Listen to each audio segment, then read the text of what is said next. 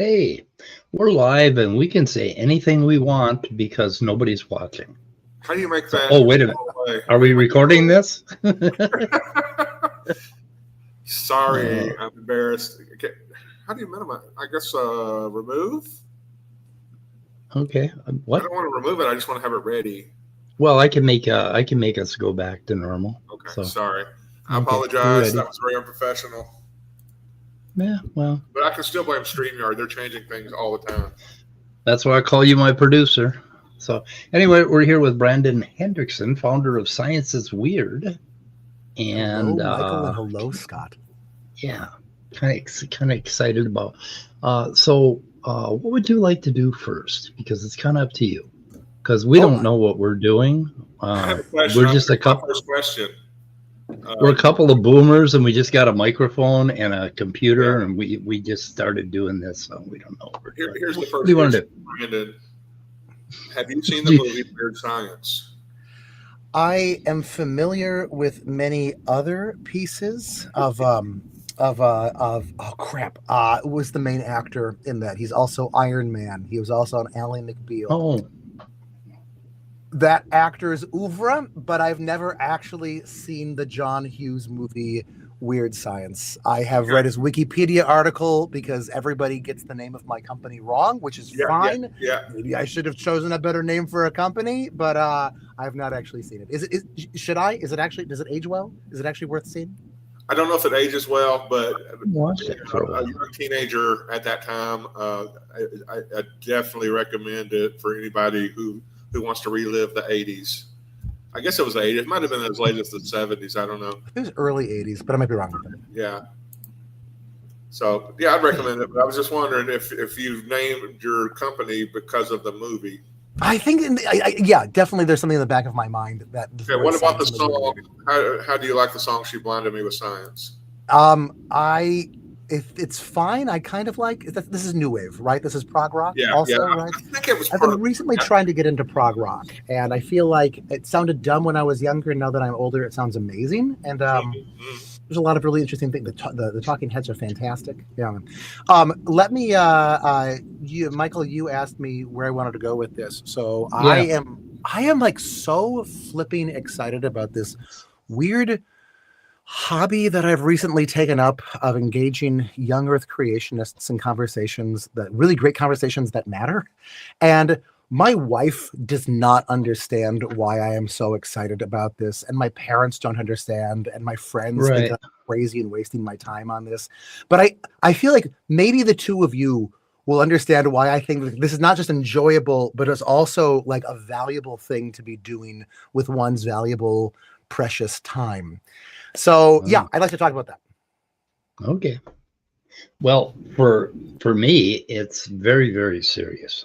I think this whole young Earth creationist movement and the anti-science thing, which we really saw in big letters in 2020, right? And we see it with climate change and a bunch of other stuff. This whole thing is one subject, and it is really hurting us. And it's it's getting very dark out there. And when it starts to slip into education and homeschooling, and it starts to be that 50% of the people in the world don't know that the earth revolves around the sun, or, things like that.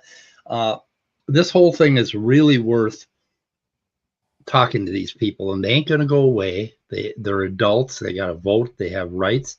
The only thing we can do is to figure out how to have conversations with them. I think is about the only thing left with us. And we've been fighting them, and it's almost like fighting the Hydra, and you cut one head off, and yeah, and it isn't, it isn't really, it isn't working. It's an interesting to me from a moral point of view, because I think it's ethically responsible for everybody to do everything they can to make sure that we become a culture that is up to date with what our technology is. And I don't think we are right now. For some reason, we are still back in the 1800s. And that's really horrifying, and I think it's really horrible for us. So anyway, that and the other thing is that it drives me. It passionately drives me to learn more science. I think, it kind of like they're always giving me a new subject to study, and every day. And so it becomes, it really is kind of fun to talk to somebody who completely believes the opposite of what you believe. I see white, you see black. Yeah. I find that exciting. Kind of. Well, it's really challenging, and I think it will help me to fight loss of brain cells and stuff like that as I age. When you find yourself having to ask the question, how do we know this? Because, what these anti-realists would do is have you think that we don't know what we know. And since you've been assuming we know what we know, you have to go back and say, well, how did we learn this? How did we find this? And how do you communicate it to somebody else? Which are some very brain-building activities for anybody wanting to learn and wanting to figure out how to communicate better. Yeah, that would be my third point, is that it's making me look at why I believe what I believe more than I ever would have before. To have somebody that, like, why do I believe in evolution? And sometimes I feel like I'm a bigger skeptic than they are, because when I run into something, I'm like, how does that work?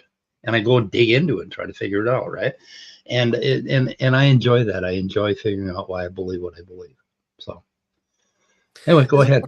This is one of the things that I feel like has been missing in the creation evolution war that I sort of grew up and came of age in, is that people are, I don't know, I'm not speaking for all people, but like the default position is to be really angry at the other side and to see the two sides as in war. And in some ways they really are in war. I don't want to downplay that by any means. But then you're trying to, attack each other, to trade these arguments. A very wise person once wrote that what you want to be doing is not trading arguments, but trading models, where you're actually trying to see how, what is the model that you have of the world, and that helps you understand, helps you see, helps you make sense of the things that you're seeing, the evidence that you are seeing, and how are they, and then can you find where you agree, and then where you actually go different.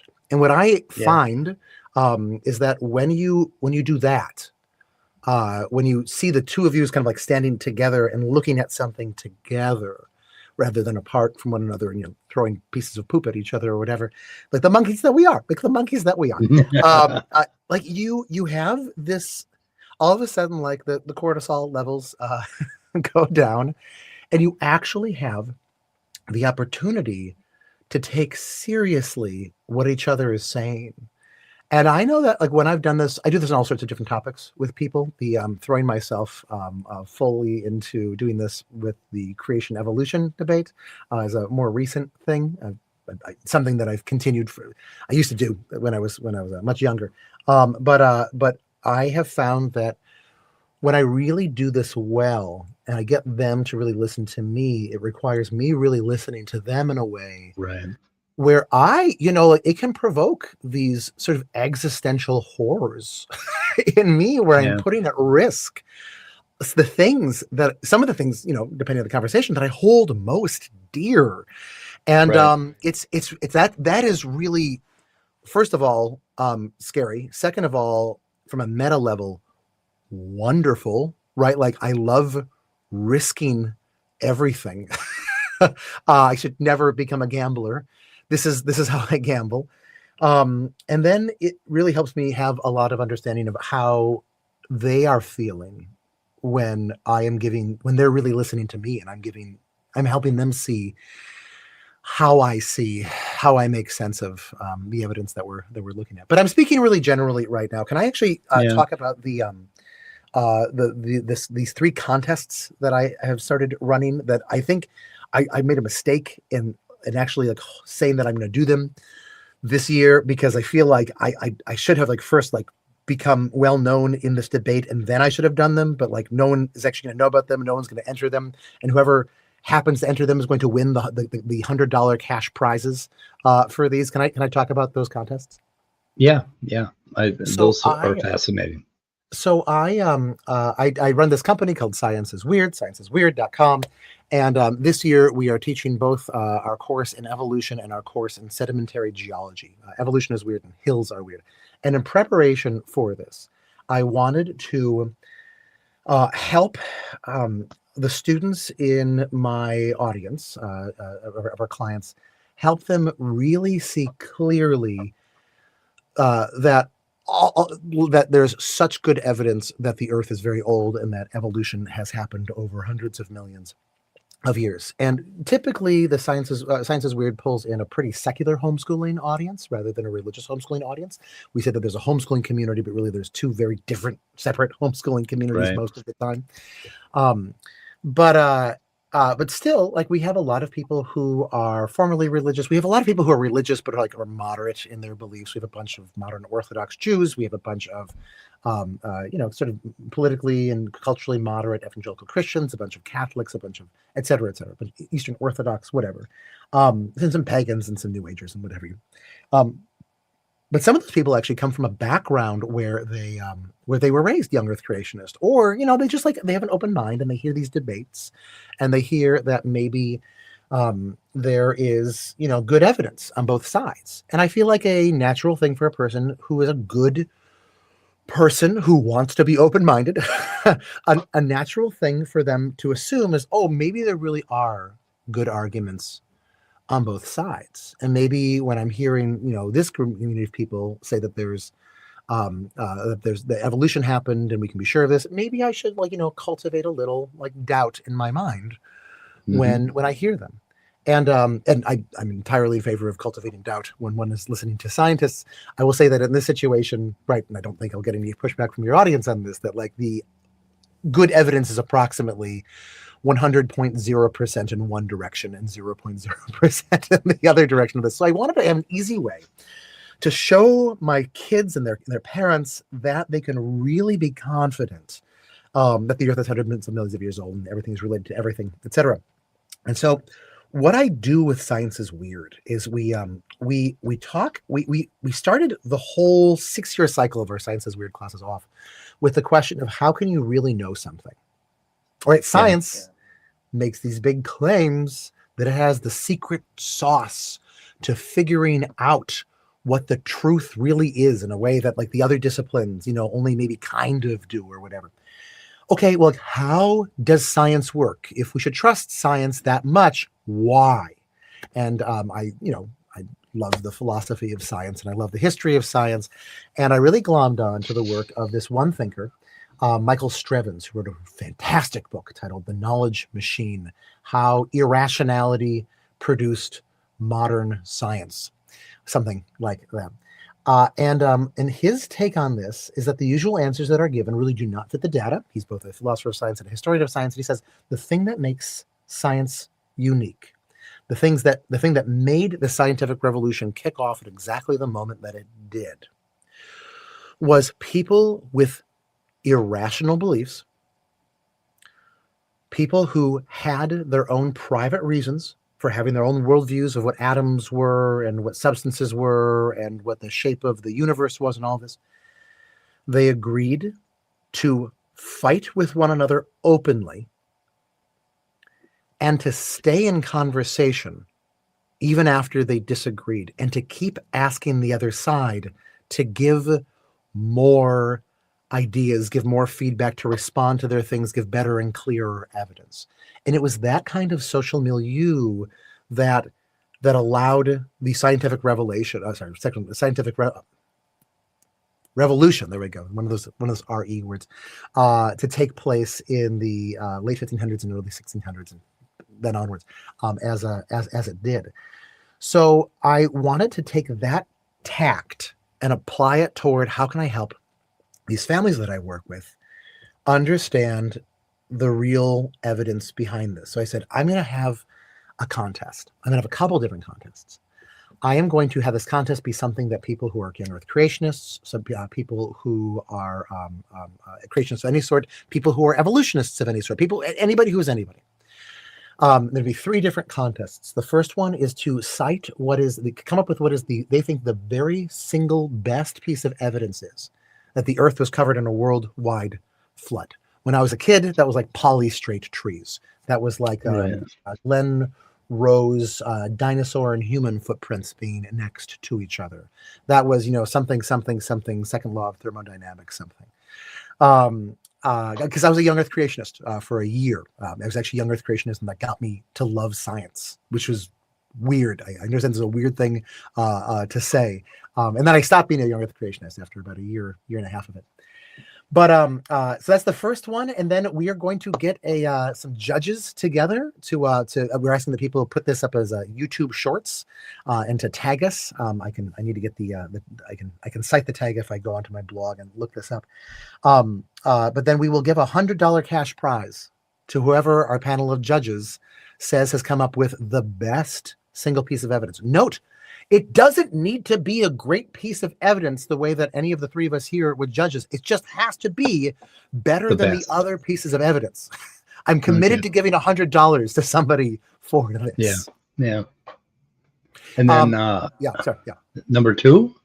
Number 2 is to my go-to. The thing that got me to understand that no, the young Earth, like the usual young Earth model,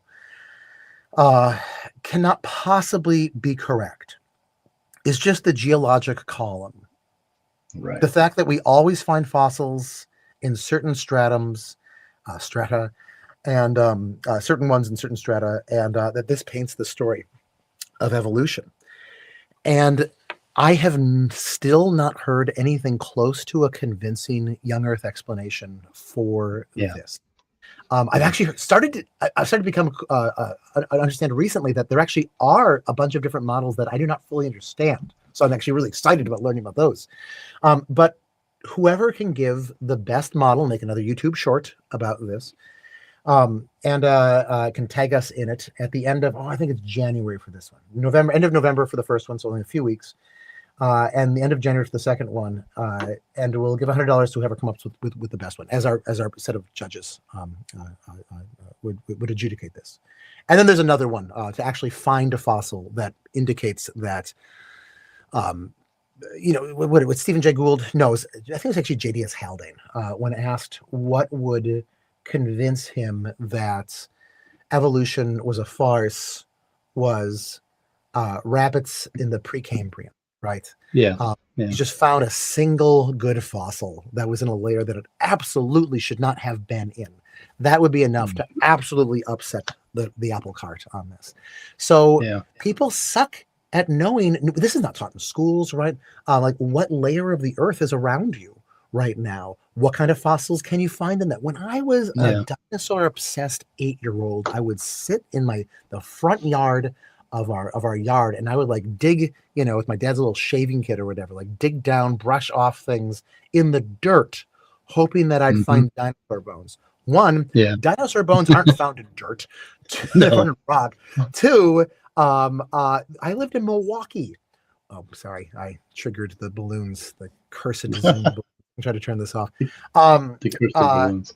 In Milwaukee is Cambrian rock, right? There ain't no dinosaurs in dinosaurs. Like when the dinosaurs lived, like that was like deep under the ground for them, right? The dinosaurs walked like 500 feet above the ground in that area at the time or whatever.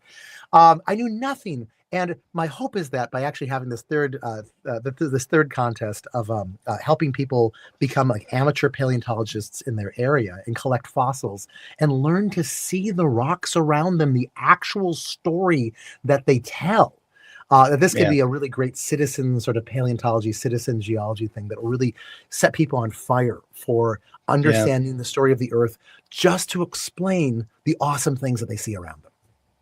Yeah. I'm sitting on 500 million year old, so Cambrian sandstone right now, and Yeah. there's stuff out there, but it's hard to make out. It's pretty bizarre. But then up north, on Lake Superior, there's a billion-year-old igneous rock, which is kind of cool. And then there's everything in between on the Iron Range, the iron mining community up there. But I have a chunk of that igneous rock there. I used it from when I from Lake Superior. Yeah, because it's I asked. Let me come back to. I know that you had wanted to at some point in the future talk about spirituality, and what spirituality for a non-theist. I'm an agnostic, right? But spirituality for a non-theist can look like. And actually, that rock is part of my answer to that. So let's actually pause on that. Yeah. What else do you want to ask me? What do we want to talk about? Let's see. Well, definitely want to get further into the creationist mindset, well, I also want to know about your company, but maybe that would be talking about. Okay, I watched 2 of your seminars so far on learning, and and I fell asleep during one of them, but okay, I do that. I mean, I could fall asleep during a nuclear holocaust. I'm sorry, but recommended if I get engaged. Anyway, and so I'm interested in what you're doing with learning, because I think that might tie into this discussion later on. So tell me about your company and what you do with the kids. Sure. My company is Science is Weird. You can see it at scienceisweird.com. I was I used to be a I don't want to say this. I've taught almost everything. I've taught history, and I've taught world religions and philosophy and math and high-end reading and writing, and I've taught people cooking, and I've taught sociology and anthropology, and I don't think I've taught anthropology actually. And I've taught basically every age from preschool to college before. And oh shit, I'm sorry. I'm sorry, I dropped you out. I hit the wrong button. Oh, you're back. Was I out? Was I dropped out? No, you didn't lose for like a second at all. 1 second, yeah. Okay. Anyway, yeah. I have this background of having taught all of the shiniest things to all of the different ages of people. The one thing that I had never taught was science, because I actually actively avoided taking science classes when I was in high school and college. I skated by with the absolute least that I had to do. Just seemed like a bunch of boring stuff of making measurements and talking about abstractions. And I only maybe 1 or 2 science classes that I actually ever sank my teeth into. I was just so excited about everything else. And then I desperately fell in love with science.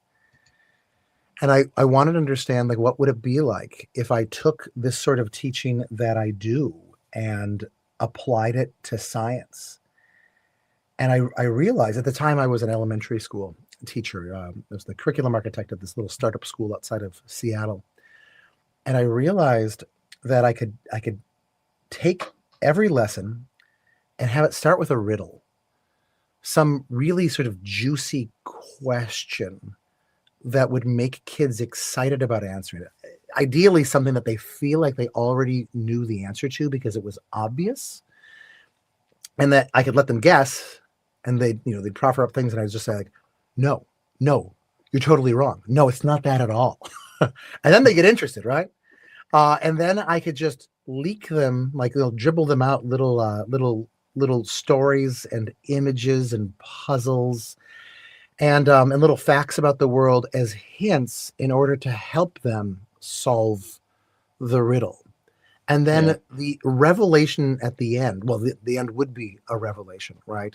That every single science lesson could end with like an upsetting and upending of how you see some significant portion of life, the universe, and everything. And so that is what I built Science is Weird around, where we have we are doing 6 years of live lessons, and they're always recorded. And every lesson is 180 lessons over 6 years, and every single lesson asks some profound question about the universe, and then it kind of guides students on this intellectual adventure that crests with them going. And it works well when students' jaws literally fall open, or when they think that I'm lying to them. Yeah, it helps maybe a little bit that I lie at least once per lesson on something usually kind of stupid. But it's good to critical thinking in the youths.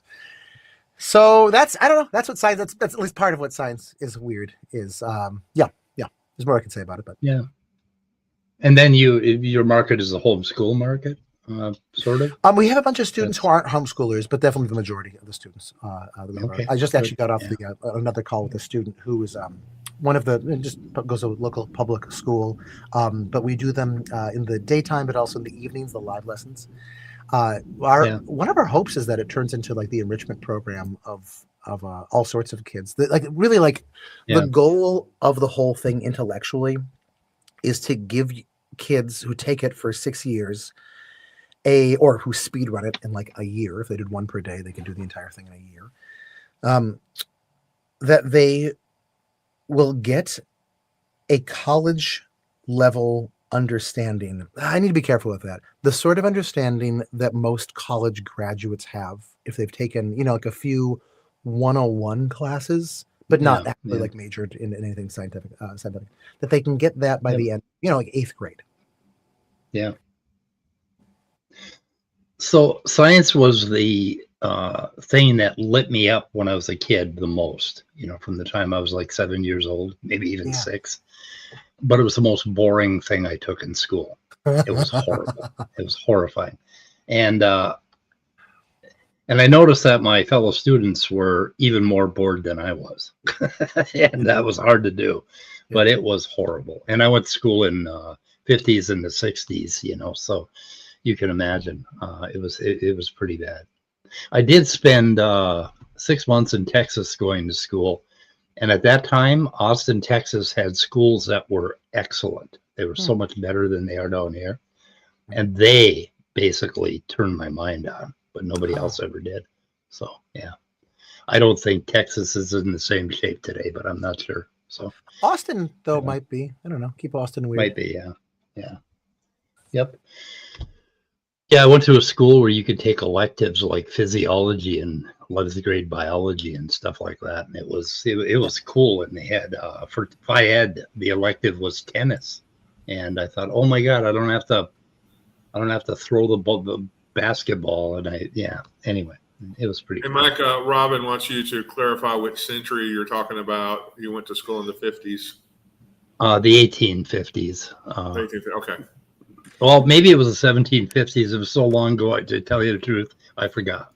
There's something interesting that happens when we bring these amazing scientific ideas into science classes, into school, where it is really hard to keep that excitement going there. There's a way. I mean, obviously, like there are some just really amazing science teachers who pull this off beautifully. Mm-hmm. The work of my life outside of science is to elucidate what those people are doing and to help lots of other people do it. And I think there really are like some big picture things that educational philosophy is getting wrong, specifically because it's not evolutionary. That educational thinking comes to the human mind with, it's weird to call it creationist assumptions. I don't know if that's true or not. So I'll play with this right now. creationist, scare quotes there, assumptions about what human beings are.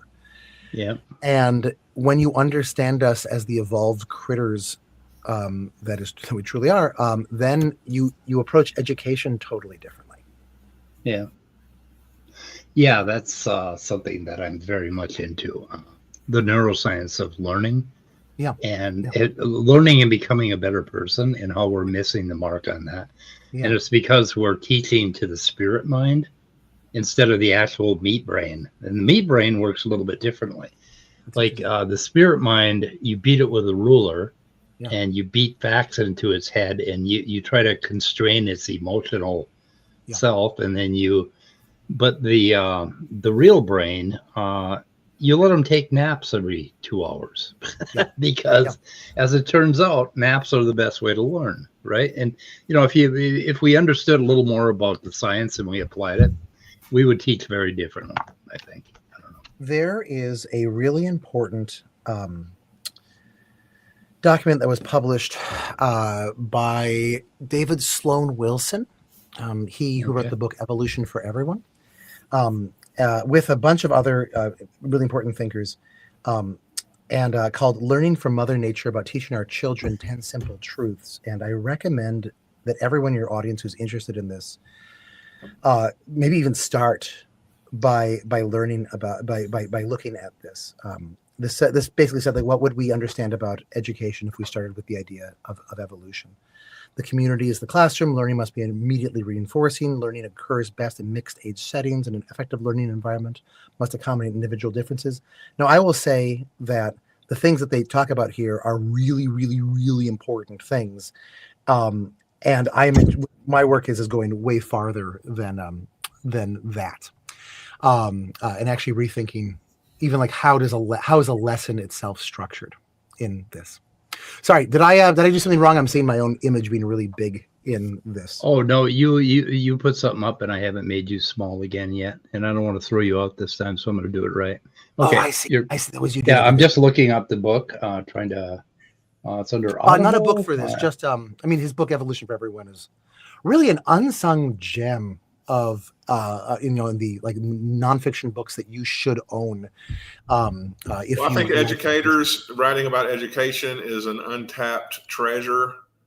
I think an informed public would push school boards to do things probably in a better way.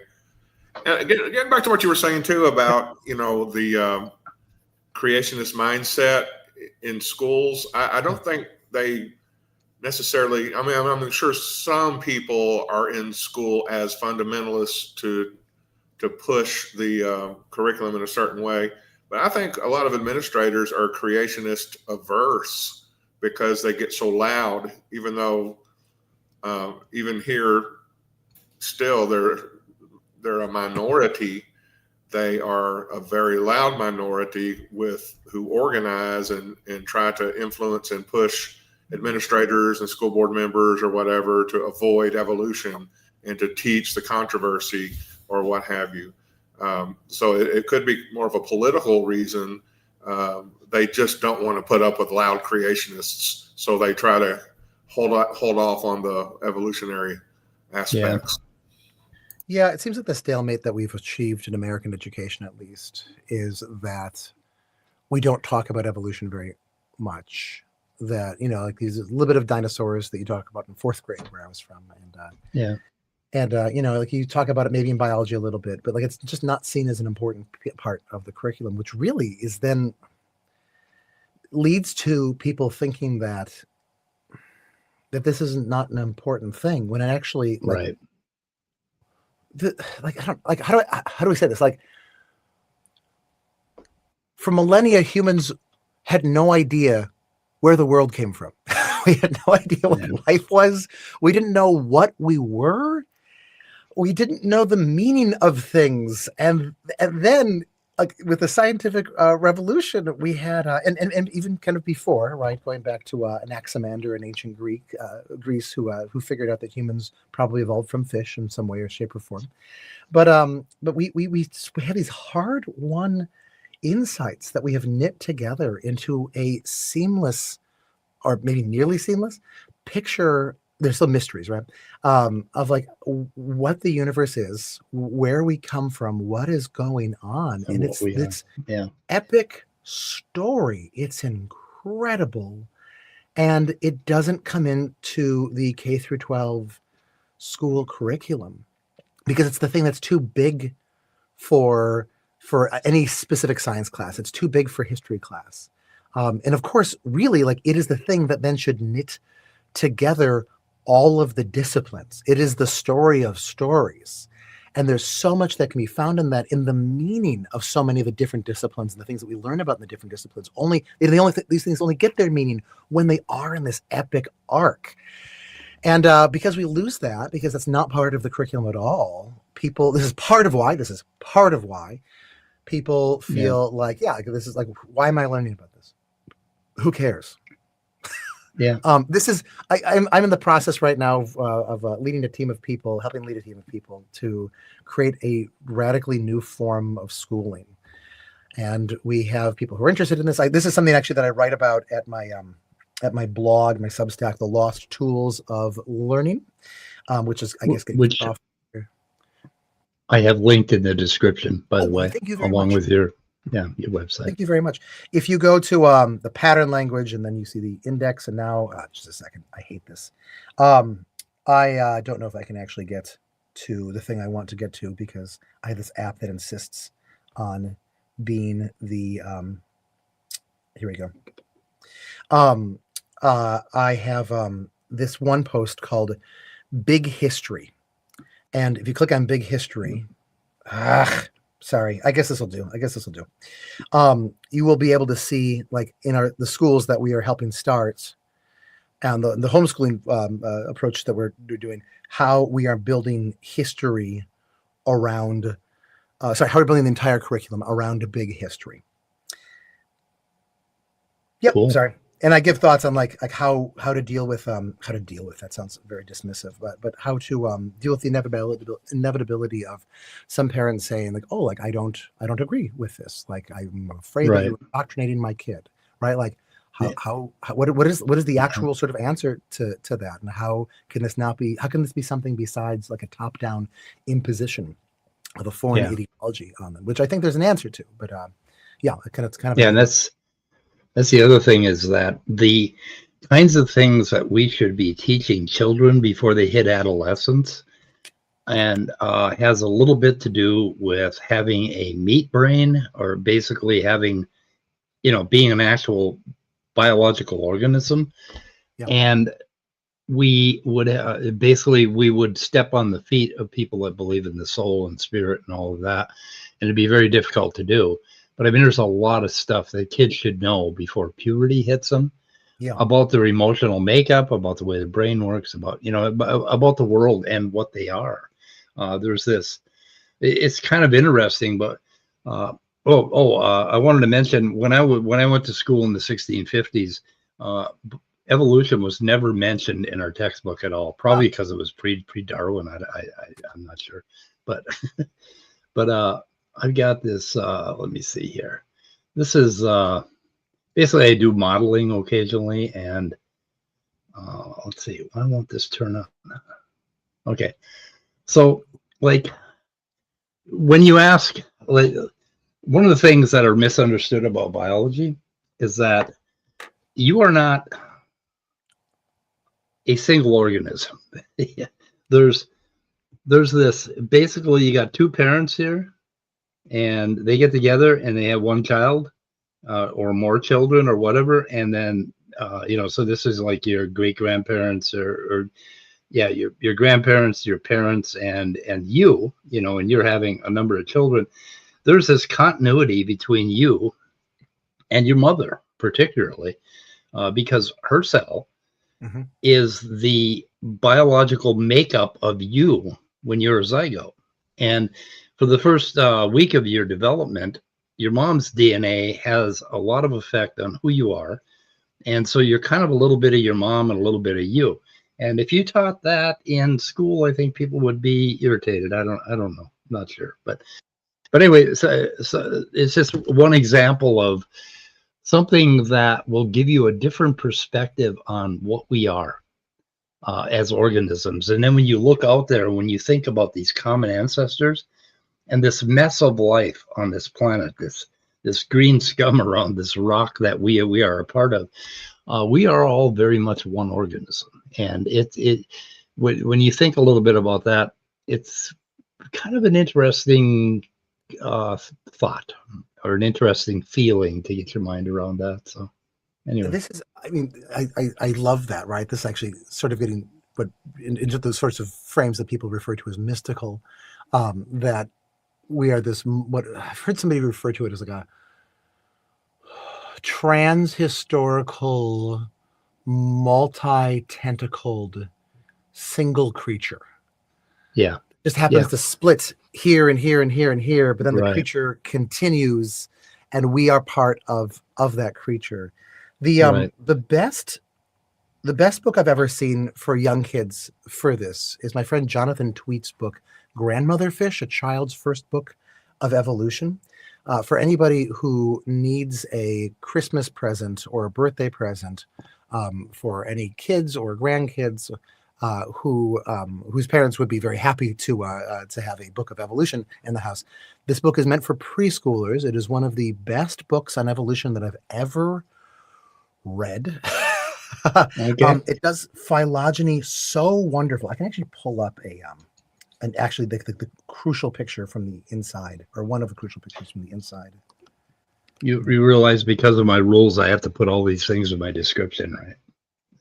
Oh, sorry. Should I not be? Oh no, that's fine. That's fine. I'm just complaining that, if you want to help.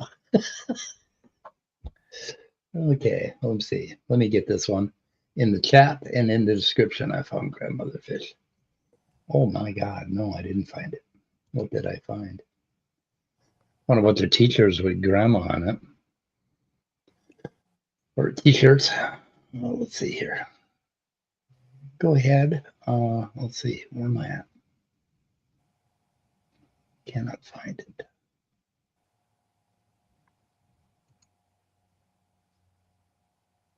Oh, wow. So, am I not hearing you guys?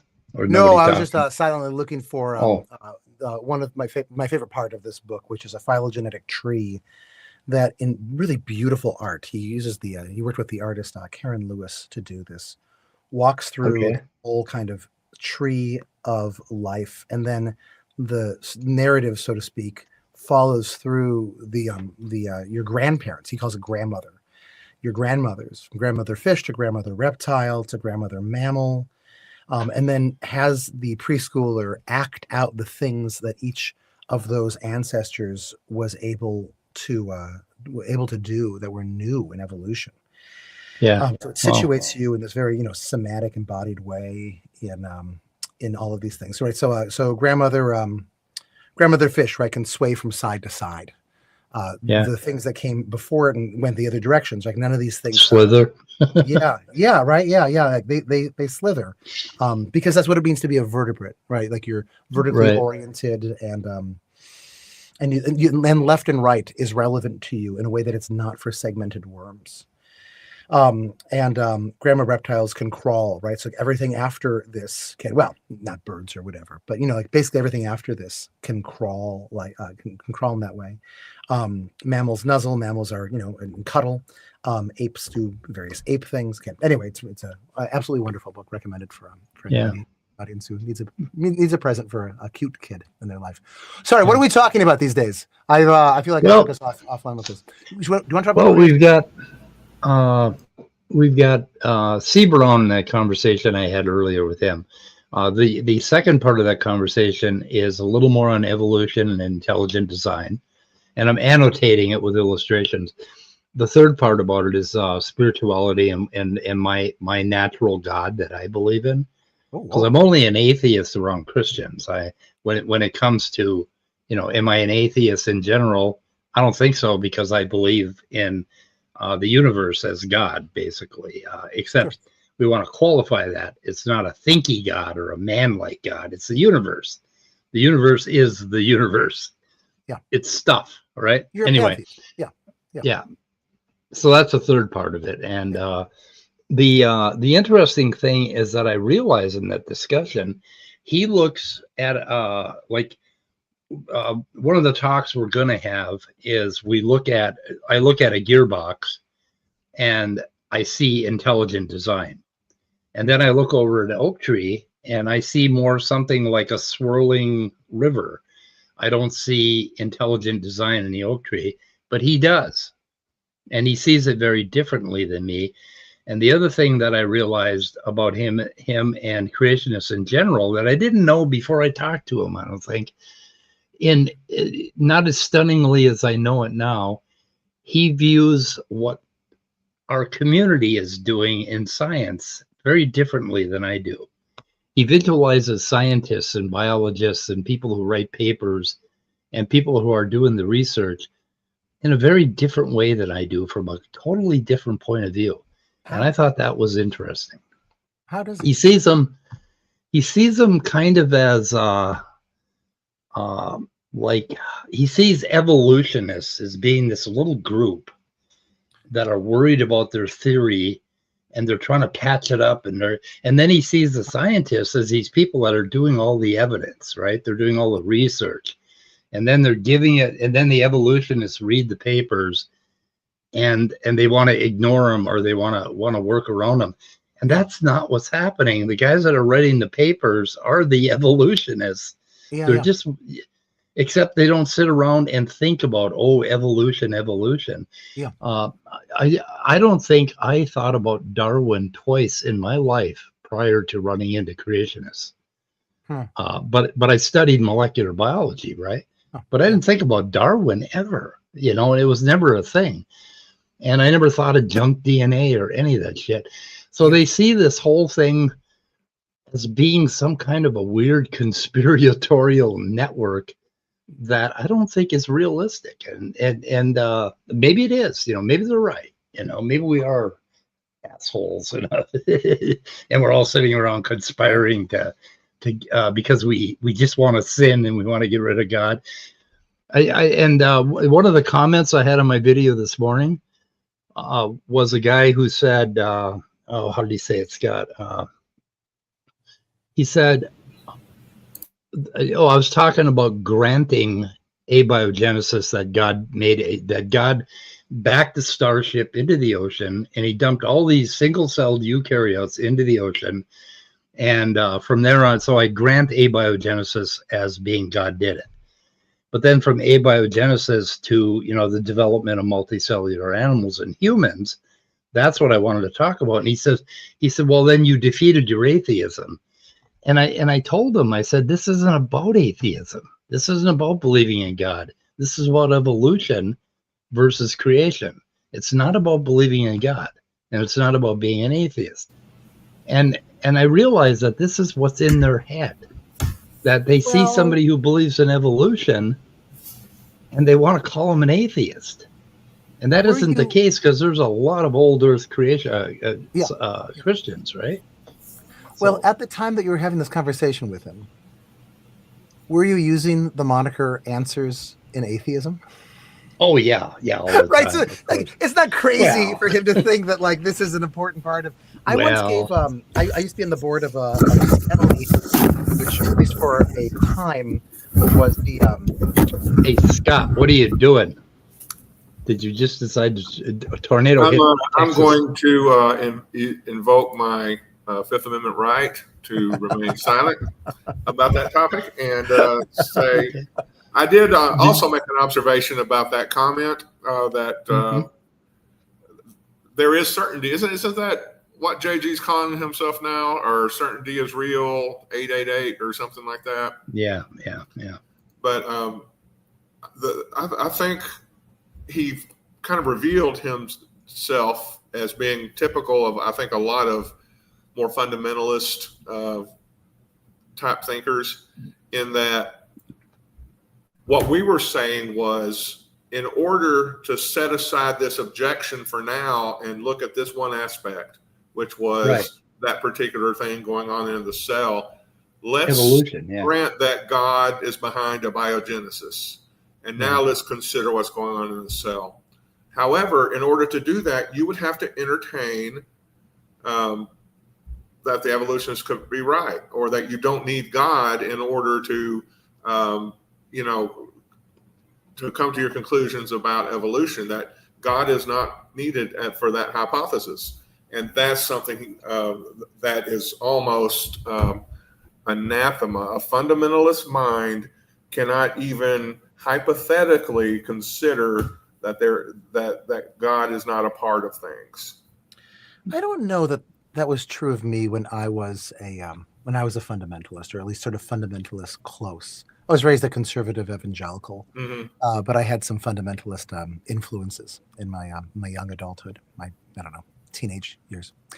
I think I was always able to imagine that that maybe I was wrong with that.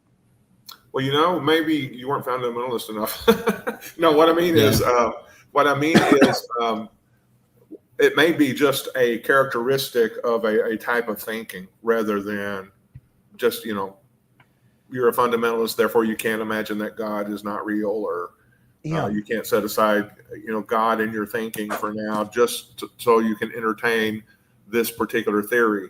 That may be, a personality type, or, just some, how people have different tolerances for different things, just by nature.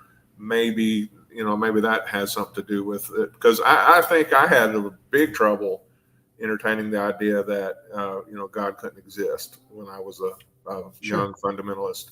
But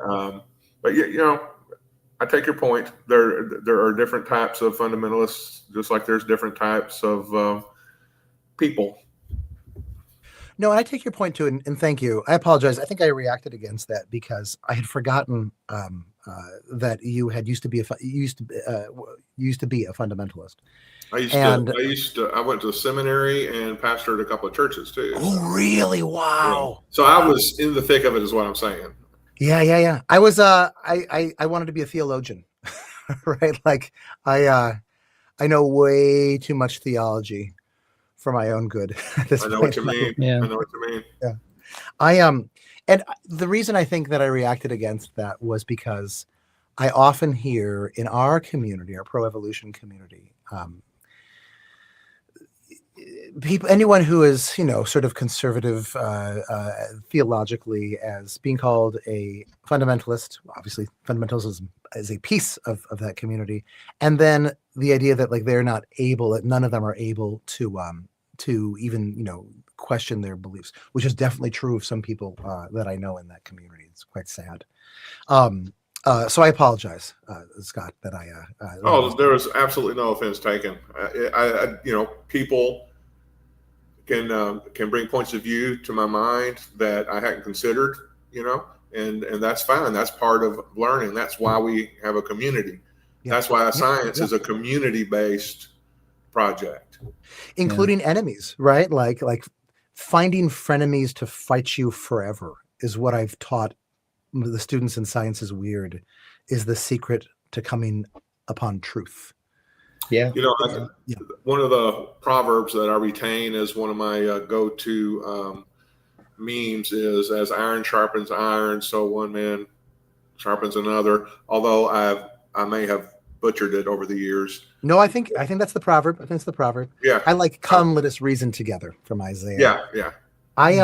Well, the thing is about "Come, let us reason together" is that's a mafioso approach to persuading people. Because I'll give you these blessings, but you know what's going to happen if that. But anyway, let's reason together. Yes, I like that fragment. Lots of people take Bible verses out of context. I feel like we're allowed to. We non-theists are allowed to too. Theists are doing it all the time. That's the name of the game. They do it all the time, right? As long as we have to be an ironic distance from what we are doing. This is a really fantastic book, The Challenge of Creation by Rabbi Dr. Natan Slifkin. He runs a good. Why is that making a thumbs down? Oh, it's the way I'm holding it. I'm sorry. That's terrible. I hope nobody screenshots that and says Brandon thinks that this book sucks. This book is amazing. He runs a really great Substack. He runs the this Natural History Museum in Jerusalem, and his sort of ministry as an Orthodox rabbi, but I don't actually know his specific branch. I guess he's maybe modern Orthodox, I'm unclear, but he's an evolutionary biologist, and he talks about in Judaism the history of trying to figure out the age of the Earth and the story of the Earth and the animals and whatever. And one of his best posts is about how he was surprised when he was deemed a heretic with the publication of this book or maybe another one, and by a lot of his community. And he realized that his community is full of these utterly brilliant minds, right? Like super high IQ, very rationalistic under certain definitions of that word, who spend all of their time studying. But they're essentially, his word, not mine, is they're mysticalists. Maybe he doesn't use exactly that word, but they're mystical. They have this orientation toward what is true that doesn't allow them to change their views based on of certain things based on obvious evidence that is in front of them. And the thing that I really appreciate from that is recognizing that something that is that feels totally native to us, of reasoning about objective phenomena. Sorry, I don't like to use Latin suffixes in my classes. Through, dispassionate arguments. That is a certain operating system that we get from a certain moment in world history. And it's not what people natively do. And this is, the assumption that that is how people natively think, I think, is one of the reasons that we have not already, that we did not long ago win the war to help people see what the true story of the world is. And that beginning to take young Earth creationists seriously, I don't know if it starts with this idea, but at least includes the realization that they reason somewhat, they may, not all of them, maybe reasoning somewhat differently than we do, and learning, coming to understand that and learning to reason like them to help them see what is true with their own eyes. Yeah, that's what I was talking about before. It's amazing how differently they're looking at all of this and what their starting point is. But I wanted to elaborate on something here, if I could. Please. Let's see. So anyway, so what we were talking about is like basically you stick a pin somewhere here, right? Like we're going to talk about, okay, the first eukaryotic cells, were created right here. And then we're going to talk about evolution from that first cell all the way up, right? So we've already got DNA and nuclei and all that stuff. And because this is such a big thing, and then you could stick a pin over here and say, here's where humans and chimps split, right? You could talk about that evolution. And you can grant that God did it before that. So God did it right here. Or you can push back and say, well, God created the Big Bang in just such a way that it would end up creating the universe, right? He was a really magical poet. And when he created all that gas in the early universe, he did it in just such a way that it would come together, form the earth, create life, and have evolution. And that's kind of what so old earth creationists put themselves along this line back here somewhere. And of course, I'm an atheist, so I go all the way back. But we can have conversations if they agree to that. And now here's a really interesting thing I did with C. Brown. And I got him to agree with this, okay? And I asked him, I said, okay, suppose we have an acorn. Oh my goodness, why did you go to that? Suppose we have an acorn, right? And then the acorn turns into this massive oak tree with all these cells and vesicles and wood and leaves and, all more acorns and all that stuff, right? I said, do you think that God was involved anywhere along that process? That's like, was God involved anywhere along this timeline? And he said, oh, no, yeah. And he protested, right? And I said, no. He says, wait, what did he the say? information. Well, he was talking about the information, right? And I said, no, the information is already in the acorn. So that happened back here on this timeline. And I kept pressing him until he finally agreed with me that, no, God isn't involved right here.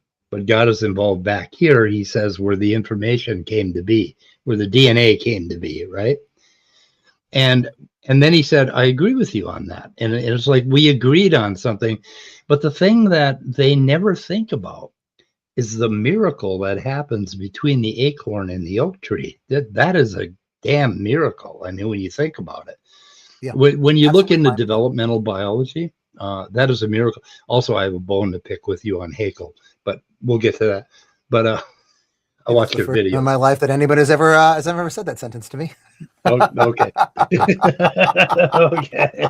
Nobody's ever talked about Hegel with me at all. Haeckel, not Hegel, not Hegel. Oh, Haeckel. oh, Yeah, Haeckel. Haeckel Yeah, either. his drawing. Yeah. Hegel, none of those. Heckle and Yeah, Jekyll, yes, but that's a Yeah. totally different thing. Yeah, Haeckel's lawyers are going to be contacting you, Brandon, because I called them. And anyway, so I mean, but this is the same kind of thing, right? As this, we're kind of in the same wheelhouse here when we're talking about drawing these lines and deciding where did God do it, where did God quit doing it, and what does nature itself do? So what are natural things capable of doing? Yeah. Because that was the point that came up through our entire conversation. Was he said nature can't do that. Nature can't do that. And that's a conversation with any young earth creationist. So I think that is a really interesting starting point for these conversations with creationists. I feel like But there's think something about it. super important here, and I'm not able to put my finger. That's like it's maybe all important here, and I'm not able to put my finger on it right now. It's something about how, when I'm conversing with my young earth creationist friends, it's almost as if they will take any kind of really hard to explain complex phenomenon and say that and say that if we don't have a full and complete understanding of it right this moment, Right. then we should assume that it's that God did it, that God must be involved in it, and that the mainstream model of science is So many wrong. people have commented on that. Yep. What I consider a flaw is that unless you can explain every atomic part of it, then God must have done it, and you don't have an argument, atheists or scientists or whatever. I've seen that. Yeah, but if you push back on them and ask them the details of when God done it and what he did, exactly how creation happened and what would it be like if I were standing there when God created the elephants. My favorite thing is if God created the elephant herd, right? He created a herd of elephants. What would happen to the air that got displaced? Yeah. If it was created instantly, right? It would have to fly out at an infinite speed almost, basically. Let's apply this not to, it is kind of related to evolution and all that, but the latest, greatest objection raised to creationism has been the heat problem of young earth creationism, where I don't know if anybody prior to the 21st century ever brought up the argument that the continents would be moving so fast, the volumes of water being displaced so fast would cause so much heat that it would evaporate the face of the earth.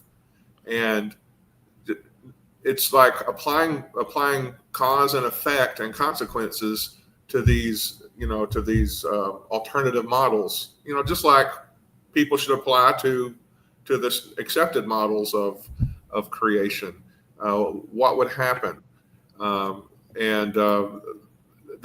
There's no scientific detail to that, because I don't think creationism is about science. It's about believing God can do anything when he wants to, and who are we to argue with it? Creationism is just a misinformation campaign. Yeah. That doesn't mean there's not people who sincerely believe it. I'm just saying creationism is just because when it all boils down to it, creation science is just last Thursdayism.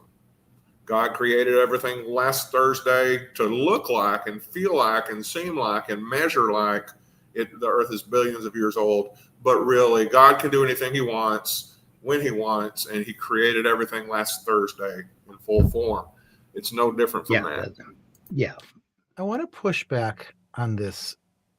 I feel like there's two things maybe here that I see as part of why we are losing, or at least not winning this fight. Right. Part of this, that we're seeing it as a fight, as opposed to an opportunity to have really cool conversations with people about things that we've both seen and how we're interpreting the evidence. But one of them is that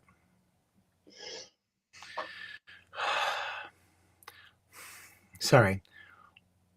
One of them I'm going to put under the heading of wonder, and the other one I'm going to put under the category of steel manning. The wonder one we were talking about earlier when we said that when we're in conversation with young earth creationists, they will try to, say, if you can't explain everything, then that means that our sides are equal. And I think that both of you guys, I'm going to offer criticism here, but then feel free to offer criticism back for this. Sorry, is it okay that I'm offering criticism here? Oh, we'll just throw you out if we want to. So I guess you have that power. Yeah, we'll just throw you out, curse your name. No problem. No, that's fine. I have a sandwich waiting here for myself. Pushback. So I love intelligent pushback. I always like to let my guests know. There is only power. And now I have the power. What is that from? Michael, what was that? That's from He-Man, I think. I think it's Oh He-Man. my gosh. Thank you, Skeletor. We immediately took this fact about the world that we get this pushback from young earth creationists, and we turned it and blamed them for it. Right? They shouldn't do that. It's not fair. They have much worse sins on their side. Right. I mean, and I think that's actually true insofar as it goes. But I want to look at it from the perspective of what are we doing wrong? How did we allow mainstream science to be branded as being a total explanation of absolutely everything? Exactly. As saying that we have all of the answers. We don't yet have all of the answers. I think maybe we someday will, or at least so many of the answers, many more of the answers that we have right now. But as soon as we allow ourselves to be branded even emotionally as the know-it-alls, we've lost. My everything that I do educationally is based on the work of this one recently deceased academic scribbler named Kieran Egan. And Egan's favorite, my favorite quote of Egan is that we are surrounded by mystery, and what we know is fascinating. He says the whole quote is, in schools we represent the world to children as mostly known and rather dull. But the opposite is the case. We are surrounded by mystery, and what we know is fascinating. That this sort of like original sin of schooling, that we are presenting these things to kids is like, kind of obvious. You just got to know it. You're just going to, bash this into your head. But that is anymore. It's they present the information so you can pass a standardized test. That's a wonder killer right there. Yeah. Although I'll tell you that I used to work at a really this sort of delightful hippie school that kept any kind of standardized tests or whatever out of its curriculum. And the kids in it still were not all on fire for learning, sometimes very far from it, because the school assumed that the kids would have this native love toward facts, toward information. But evolutionarily, one of the things that we've developed a love for is mystery, and a whole bunch of other things like the educational paradigm that I work in. Oh, that's it. But like when we have these conversations with young earth creationists, I feel like one of the things that can really help us is when we are clear that, look, I don't know all the answers. I've read some books and I think I know some things. But even those books will say that our knowledge of the world is like a rock on a seashore. There's so much that we don't understand. I feel like if we can start, insofar as we can start from that perspective, we can we can kick off these more enjoyable conversations where the two of us can share our ignorance with one another and see if we can come up with something sharper together. That's what I want to talk about a little bit here. Basically, and let me make me big again. Oh, make Mike big again. It's Here, like while you're America. doing that, can I, Mike, go press back on the other thing that Oh, yeah. that we were saying before about young Earth creationism being just a misinformation campaign or I something? can't do two things at once, so I'll listen to you. So Yeah, Okay. that was my point of view. I don't know that Mike agreed with it. That was my point of view. no, I do. Oh, okay. There's that's what I wanted to talk about. There's something there. But what else did you want to push back on? No, that one thing, because I've been having this interesting thing happen in my life lately where I always try to steel man the other side.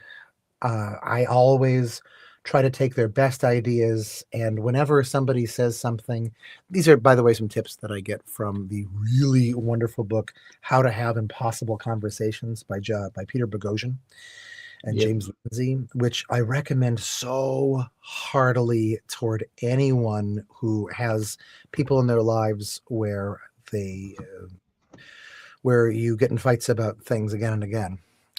And there's just topics that you have to like wall off, or that you want to be talking with people who you really disagree radically about, and have really wonderful conversations with them. The book is the most helpful handbook that I've ever found to have those kinds of conversations. But anyway, one of the things that it says is you always want to be steel manning the other side. Sorry, guys, does your audience know the word steel man, that term?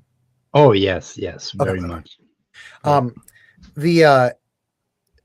So that's my natural penchant for this. But in coming back to getting to think about and talk to young Earth creationists, I've been realizing more and more that, oh man, like the intellectual edifice of mainstream young Earth creationism really is exactly as you said, Scott, a disinformation campaign. It's led by people who have they must have been told a billion, more than 100 times each personally, that these arguments they're making about, for example, polystrate trees, for example, the Glen Rose fossil canyon tracks in Texas, that they do not hold water. And yet they're still pushing these things out. Yeah. And Yep. it's been quite dispiriting then for me to find even like very smart friends of mine whose IQ is far in excess of my own, who are falling for these things because they're not understanding that the people who run this part of the discourse are not working. They're either very, very dumb, or they're just so sunk into their ideas and they have some, personal problems that would be obvious if we talk to them, or they are just not. They're not dealing fairly. They're not coming. There's a phrase for this. They're not operating in good faith. That's the phrase. Yeah. That I have had to really struggle with. How do I deal with that? And the solution that I've come to lately has been to I've stumbled upon the existence of these, what I refer to puckishly as top shelf young Earth creationists. Young Earth creationists who are very much in a different camp than the Hovens and the Hams and the what have yous, Right. who are not just repeating the standard and terrible and disprovable, but easily disproven, so much disproven arguments that we were hearing in the 1980s and 1990s, but are actually trying to take the challenges to their models seriously and to come up with new models. So I don't want to overstate this, recently on the delightful subreddit Debate Evolution. I made a post titled something like "Finally a Young Earth Creationist that I can support," which was when I posted it right after I found the book by the Young Earth creationist, Dr. Todd Wood. And the book is titled The Quest. And I am in love with this book. It's such a great book. I've been buying it for friends. He writes it so wonderfully. And what he basically says is, my fellow Christian young earth creationists, we are having our butts handed to us on a platter. He wouldn't put it as crassly as that, I'm sure. Yeah. And we are not even rising to the challenge of this because we are becoming convinced by people in our community. I don't know if he specifically, I can't remember in that book if he specifically calls out, I don't think he calls out specifically people in the community who's doing a terrible job with this. I think he's just implying it in the book, which is probably safer for him. But you're being lied to when you were told that we are winning this and that only an idiot would believe in evolution because we have all the arguments. We do not have all the arguments. We are losing in the arguments department. And we need to step it up. He for one is convinced I don't know why, but I'm guessing, theological reasons that the young earth creationism is correct. But he says, I believe, I don't think he says this literally, and I don't want to get him wrong, but I understand him as saying something like he believes in young earth creationism right now in spite of the evidence. Yeah. And he has faith that in the end, the evidence will support his side, but that Christians, the young earth creationist Christians, need to get on this and actually do the science right for this. Yeah. So I love that.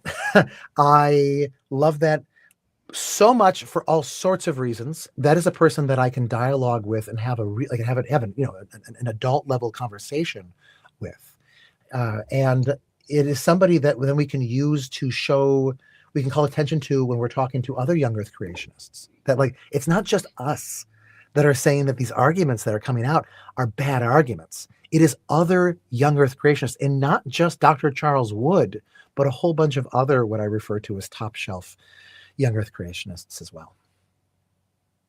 Yeah, Todd Wood is the baraminology guy, I think. Yeah. And what he did is when he started analyzing, trying to figure out what the kinds were, he pretty much convinced himself that he didn't know. There was a lot of problems with baraminology. And I think that's one of the things that caused him to talk about this is he just wasn't able to put forth a good argument for the kinds. And kind of an interesting. Another person is Cy Gart. He has a YouTube channel, and he is. I've worked with him, and he is just a wonderful person. He wrote a couple of books, and he is an old Earth creationist, but he is very open and knowledgeable. I think I don't know if he's a molecular biologist or a physiologist or biochemist, but he's got a PhD. He's written papers, and he is quite good. I like Cy. If you ever get a chance to talk to him. Wonderful person all the way through. I mean, just right to the bottom, and you can always have a good conversation with him. So anyway, what was I gonna? Oh, first of all, Hickle's drawings, the most maligned drawings in history, the cartoons. Yeah. Okay, there's he was right about a lot of this.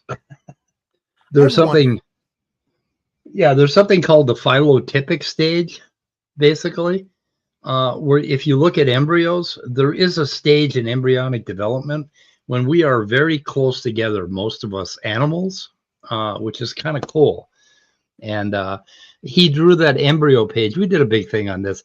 Now, the reason he drew those is he had to cut those in wood in order to get those printed. So they had to carve them, and they cut some corners. And when he was called on it, he admitted that this is what he did. And I think he apologized for it, and he just moved on. But I mean, there is a stage in the middle of embryonic development where you will, if you look at a fish and you look at a human and you look at a mouse, you're going to see some very strong similarities. Yeah. Because developmentally, we pretty much all do it through these relatively constrained pathways, which is kind of interesting. Anyway, so who blocked you? Let's see. Did I block you? No, I didn't block you. Blocked Austin. Oh, really? Cy did? Well, Sias, he's gone through some stuff and some changes and stuff, but He's a bit so, sensitive. He's a sensitive guy. yeah, but he's I don't know. I like the man a lot, and I've worked with him. We were working on a paper for a while, and he finally decided he couldn't work with us anymore. It was on abiogenesis, and but I just have nothing but good to say about the man. So, what did you do to him, Austin? I don't know. Anyway, okay. One of the things that I feel like is like a secret pleasure of mine is just having friendships that are across divides. I've never heard anyone talk about just how enjoyable it is. It feels just almost like illicit, in a society that is being riven apart and where people can't agree on anything. People are different tribes are just walling themselves off in their own private consensual realities. I think what you're talking about is a agenda-free, friendly discussion. Okay, I'm going to push back on only the one part of this because I would like your guys' help and understanding how we can put this. In some ways, it's the opposite of being agenda free because like they are trying to convert me and I am trying to convert them. Right? Like that really is an important piece of it. And it's the thing that brings us together in that. But I don't know how to talk about that without sounding like a jerk. I think maybe reframing it in that I'm trying to maybe reframe it to the motivation of I'm trying to feel heard. And as part of that bargain, I want to try to make the other person feel heard. I think any change that's going to take place is stochastic in that some people are going to change their views, others aren't. But it's only going to happen along the lines of if you can continue the relationship of helping each other feel heard. The thing is, you probably would end up not talking to people who don't care about you feeling heard. Yeah. I was talking to Sal Cordova yesterday, and I know that Michael, Sal. We all know Sal. Oh, we love Sal. Sal and I are just buddies. Yeah, trust me. At the end of the conversation, I sense some sarcasm in what you're saying there, but I will say that I unreservedly love Sal, and he said at the end of the conversation, this is after the recording had stopped. This is not online yet, but it will be online soon. But he can vouch that he said this. He said, "I've never been treated so wonderfully by anyone on the other side."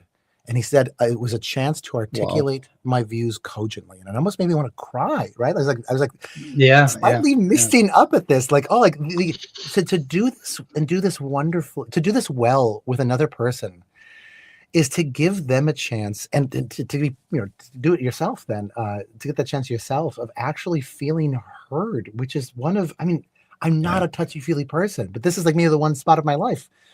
Maybe Cheerios commercials too, maybe kind of cry sometimes, where I actually missed up about like the idea of being heard by somebody in a world where our groups are enemies with each other. Right. It was wonderful. Yeah.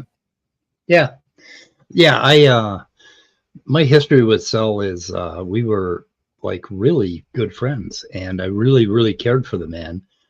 And then all of a sudden there was this falling out, and then he treated me very badly. I'm sorry. I think, and he thinks I treated him very badly. And I think what happened is some mutual hurt. And so I'm open to not judging him so harshly as I have been, or as I have been known to do. And because about 3 years ago, things went to hell for us. So anyway, sorry. Yeah. Friendships are hard, and friendships over big divides. Like they're not supposed to work. Right? This is a Romeo and Juliet sort of situation. I know. Yeah.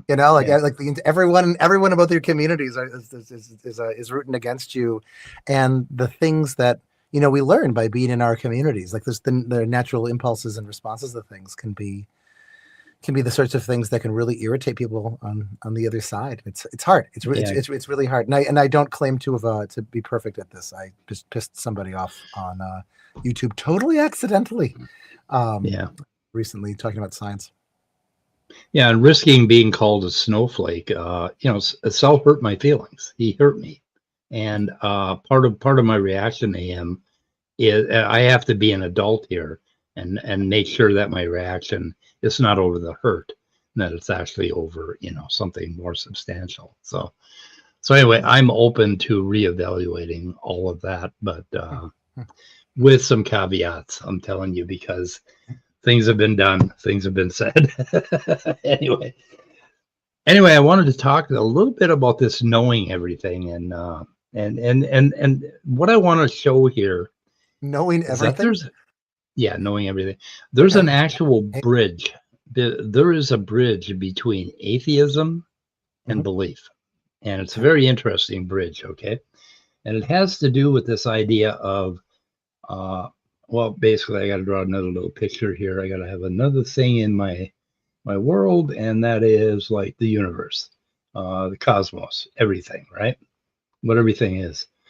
So I also have a little no button going that way, right? Okay. So there's another little bit of knowledge.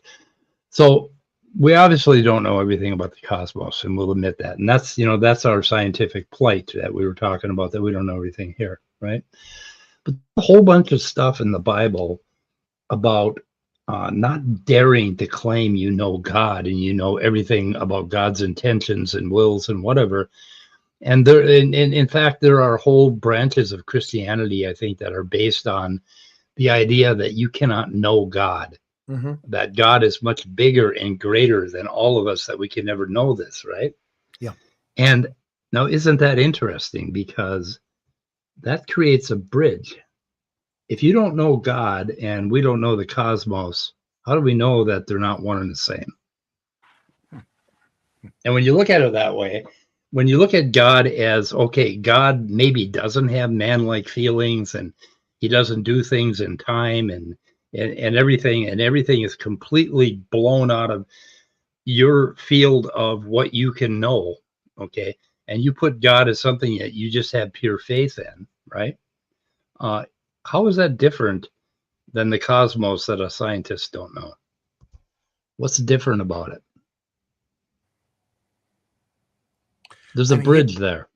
I'm hearing you say that in the same way that scientists can emphasize our own ignorance of the universe, theologians also emphasize their own ignorance of God.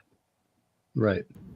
Yeah. I also mentioned that one of the things that really got to me as I was dealing with my quote unquote deconversion, and when I was in the process of losing my faith in God, was when I would hear other preachers say these declarative sentences about what God will do, what God thinks, how God feels about this and that. And it just blew my mind that they could be so arrogant or so bold. Bold. There's being bold, there's being positive and strong, and there's just being foolhardy. And there's that aspect of God where God is ineffable. You really can't know him. He's such a mystery that you can't just say what your youngest brother will do, or what your spouse might do in a certain situation. You just can't say that about God. And it used to just bother me that there were these people that knew God or thought they knew God like that. But in science, Brandon, I take your point very seriously, that we don't need to lose that sense of mystery, that there are things we don't know, and that what we do know is just a thimbleful of nothing compared, to what there is out there to know. And I do see that bridge, but I feel really strongly that whole idea about the theologian not knowing the mind of God like they think they do. But anyway, that's just my feeling. No, I love that. I felt, talking to my Christian friends, I feel like sometimes that they want it both ways. where there's this big focus that's put on the mystery of God, God's glory being so much greater than we could ever conceive, et cetera, et cetera. And then also, and here I'll say something very cheap and unfair, but also God definitely wants you to vote for this person, come next November. No, yeah. That's cheap and that's not fair. And to be clear, my Christian friends I have brilliant, thoughtful, wonderful Christian friends. Also, to be totally clear, like I'm not a Christian at this point in my life. I really like Christianity, and I go to church every once in a while with my daughter. And there's I always put it at about 5% chance that I'll become a Christian at some point again later in my life. So I'm not saying this is an anti-Christian thing, but I felt like they want to have it both ways, and it's interesting that we in this I don't know, I'm not a scientist, but like the pro science community, I could imagine them making the same charge of us. That we talk about how the universe is so vast, is unknown and unknowable, and well, not unknowable, but unknown. And then also that, look at us, we know so much about these things. And I don't entirely know how to square those.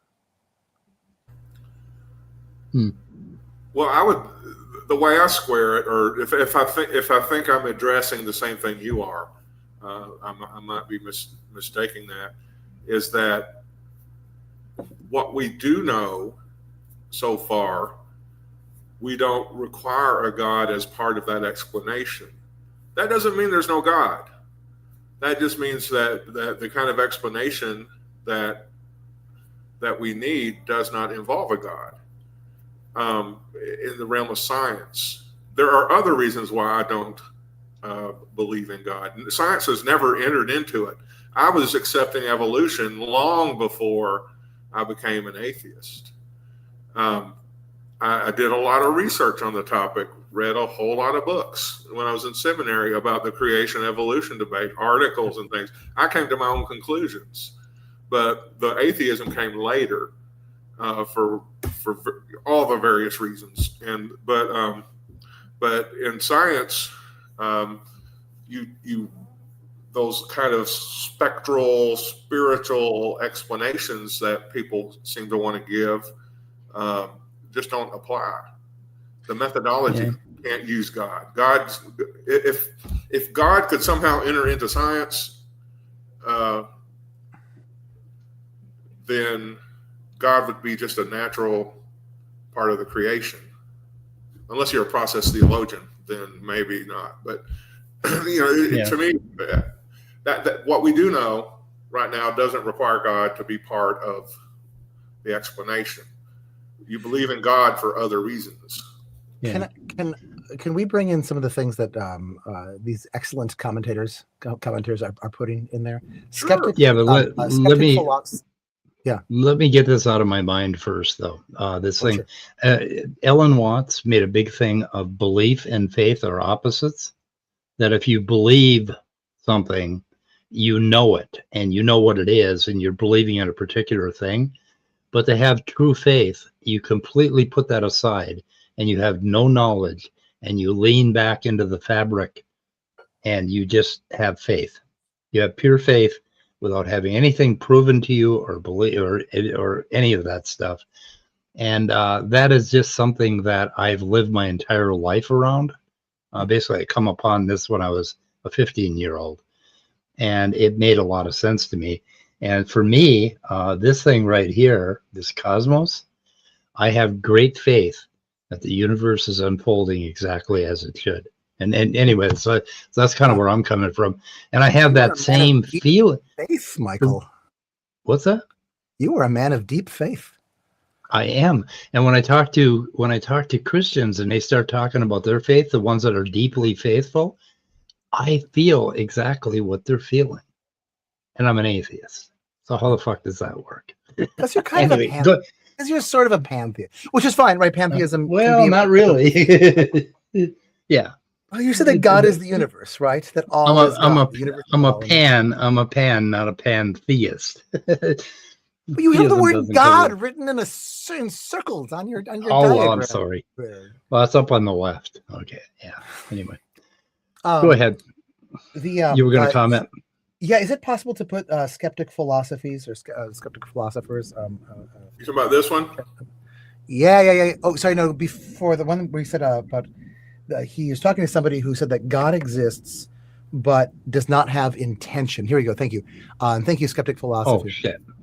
I heard someone argue for God, but say that we don't know if God has intention. This is an argument without a distinction. It is no different than saying the laws of the universe did it. This is Yeah, that's what I mean by the bridge. I get together with a good friend of mine who's a very serious Catholic, and we have a walk and argue for an hour or two every month. And he was saying that, well, but I believe in there's a deep order to the universe that we can't see that is mysterious. Therefore, I'm a theist. And my response to that was, okay, sure. If you want to define the word theism that way, great. I don't need to live or die by my labels. But I feel like this is a distinction without a difference. That when you are saying God and I am saying the laws of nature, that that you are twisting the word God. I'm not saying this well at all right now.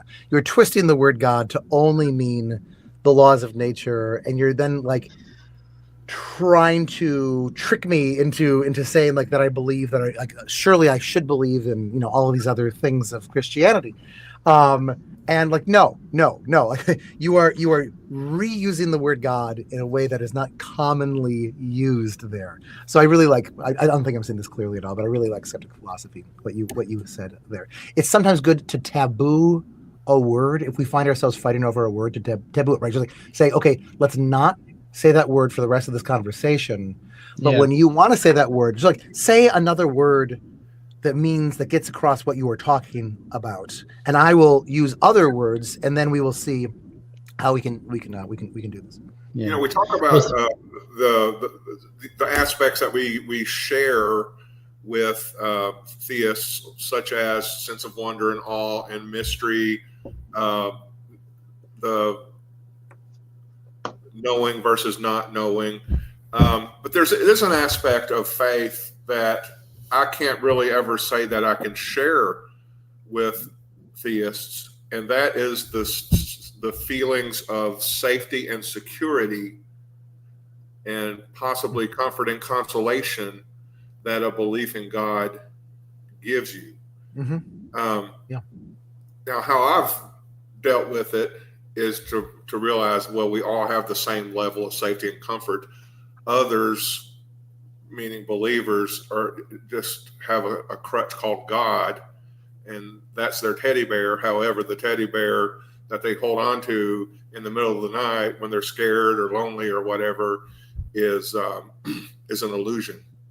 Yeah, it's real to them, but it's an illusion. Yeah, I had a talk with a Catholic priest. So what?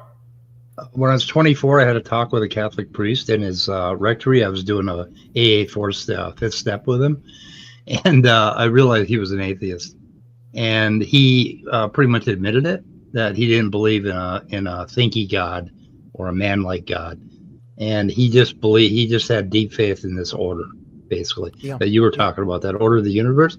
There's no difference between that and the cosmos, and basically we know that the damn universe doesn't just do things helter-skelter.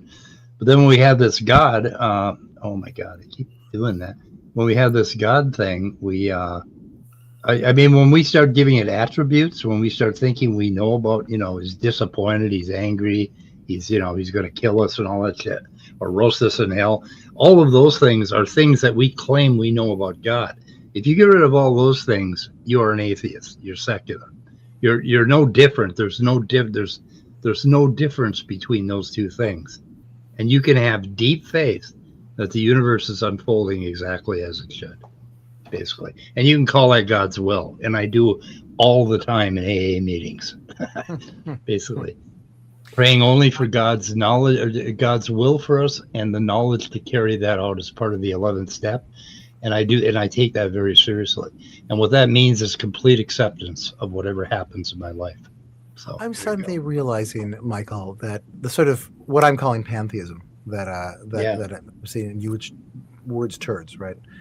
that this is this inflected by your participation in Alcoholics Anonymous? Because I realized that like my now deceased but deistic grandpa had something similar to this, and I've talked to some other Christians and atheists who are in AA who seem to be more comfortable with talking about God as this mysterious order that could still be to some extent trusted in.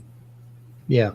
Well, it stems from when I was 15. I had a religious experience, and that basically shaped my life. Then I got into meth and alcohol real seriously till I was 24. And when I first read the 12, math and alcohol, that's why I was laughing. No, meth. When you're honestly thinking, what the heck is wrong with this guy? I'm sorry. Well, I would do math on meth. So there you go. But anyway, when I was 24 and I walked in, I got thrown into treatment by the state of Minnesota, and long story. And when I got there and I read the 12 steps, I said, "Oh my God, this is Buddhism." And I never had a problem with the turning your will and your life over to God as you understand Him and all that bullshit, because I just reinterpreted it according to my secular Buddhism, which I'd had since I was 15 years old. So it was built on both those things, and I spent my life basically in and out of Alcoholics Anonymous. Knock on wood, for the last 18 years, I've made a meeting every week. So. Hey, Brandon, real quick, we've been talking a lot. How are you for time? I should not have been drinking all this entire time because I desperately need to go. There's some other things. I have a friend that I need to take somewhere too. Right. Can we end on what Scientific Origins wrote a few minutes ago about the dark side of cults? We put that back up. Where's that one at? The dark side. Let me see here. 5-10 minutes ago. Oh, was it this one? No, it was right. It was the one right after his. This one. Okay. Comments, there you go. This is perfect. And Scientific Origins. Thank you for saying this. He says that he doesn't think that I am quite experienced of the dark side of the cult of ignorance, and he envies that. It's weird that I'm turning this around. I should have just read this verbatim. Yeah. I don't see any reason to be charitable to certain sects. You're totally correct about that. And the fact this is a real weakness and failing of mine. It's a strength too. There's some good things that come from this too. But I am the person of all the people who I know who have left evangelical Christianity, I have had the most positive experience inside of it, and really virtually almost no negative experiences. When I deconverted away, I was hoping that I would even go back in it. So you're totally right about that.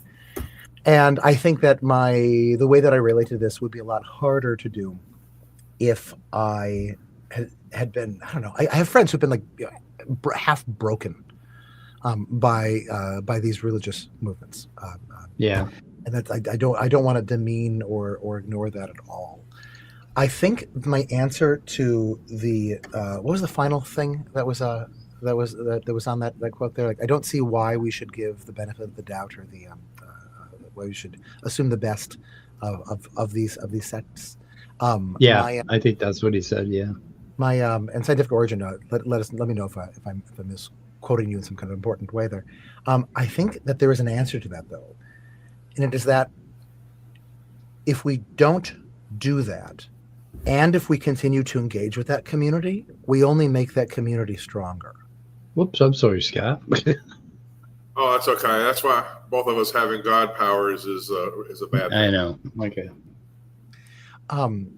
That the way that the fight is situated right now, each side makes the other side more and more convinced that the other side really is out to get them, because it's actually becoming true. I think it's true. My dark fear is that the creation evolution controversy actually plays a historical piece in the culture wars, elevating to actual violence done to people on both sides. I'm not trying to both sides. I'm not trying to say I have very spicy, interesting political takes, but I'm not going to be talking about them today. But there has been violence done on people on both sides of this, and And I think that I fear, at least, that young Earth creationism and the evolution fight got locked in the 80s and 90s as something that made each side angry and distrustful of the other, such that a piece of it, I think, is that a certain type of evangelical Christian learned to become very conversant with the idea that everyone in the academy can be assumed to be out to get them, and nothing that they say can be thought to be correct.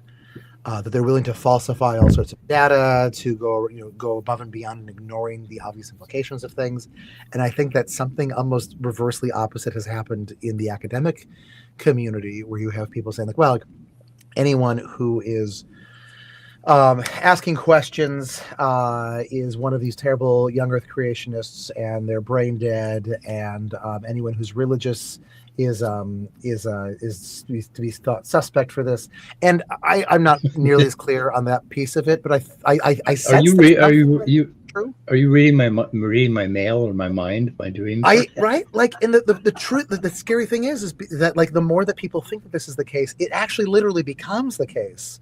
And now we have these different pieces of society just crafting their own epistemological worlds, and it's horrible. And so I think that if we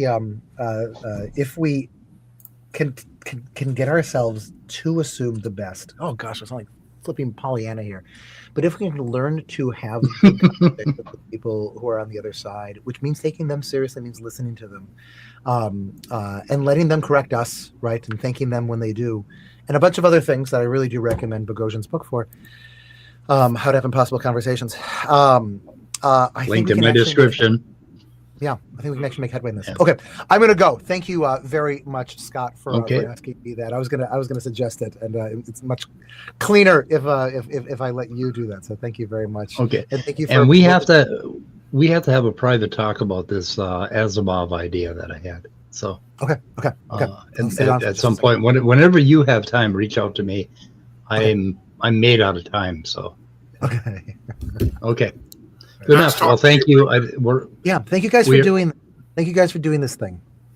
Yeah, and we're all going to leave at the same time here. So anyway. Okay. So goodbye, everybody out there in chat, and thank you guys for showing up. Goodbye, everybody. Thanks for showing up. And thanks, goodbye, everybody. Cruel world. Goodbye, cruel world. That's the way she goes.